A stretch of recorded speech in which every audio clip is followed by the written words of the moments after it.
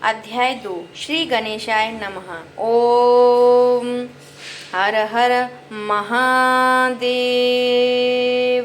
श्री शिवाय नमस्तोभ्यम। शिव पुराण के श्रवण से देवराज को शिवलोक की प्राप्ति और चंचुला का पाप से भय और संसार से वैराग्य।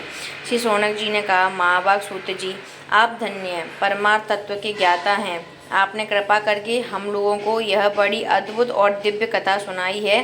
भूतल पर इस कथा के समान कल्याण का सर्वश्रेष्ठ साधन दूसरा कोई नहीं है।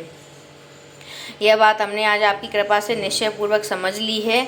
सूत जी, कलयुग में इस कथा के द्वारा कौन कौन से पापी शुद्ध होते हैं और उन्हें कृपा पूर्वक बताइए और इस जगत को कृतार्थ कीजिए।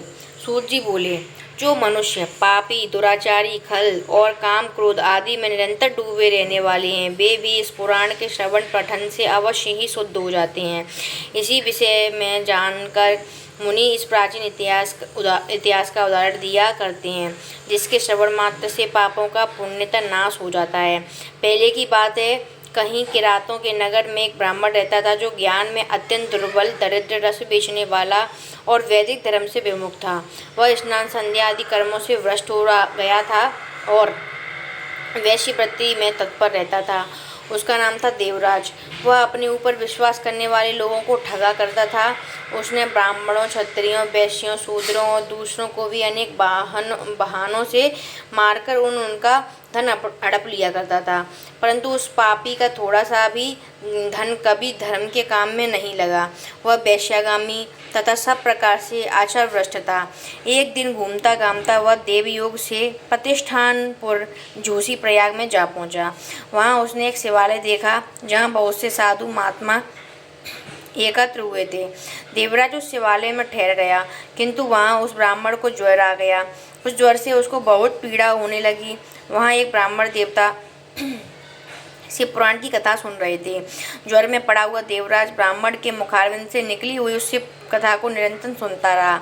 1 महीने के बाद वह ज्वर से अत्यंत पीड़ित होकर चल बसा। यमराज के दूत आए और उसे पासे से बांधकर बलपूर्वक यमपुरी में ले गए। इतने में ही शिवलोक से भगवान शिव के पार्षदगण आ गए। उनके गौरंग कर्पूर के समान उज्ज्वल थे, हाथ त्रिशूल से सुशोभित हो रहे थे।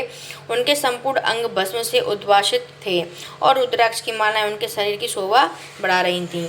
वे सबके सब क्रोधपूर्वक यमपुरी में गए और यमराज के दूतों को मार पीट कर बारंबार धमकाकर उन्होंने देवराज को उनके चंगुल से छुड़ा लिया और अत्यंत अद्भुत विमान पर बिठाकर जब वे शिवदूत कैलाश जाने को उद्वत हुए, उस समय यमपुरी में बड़ा भारी कोलाहल मच गया।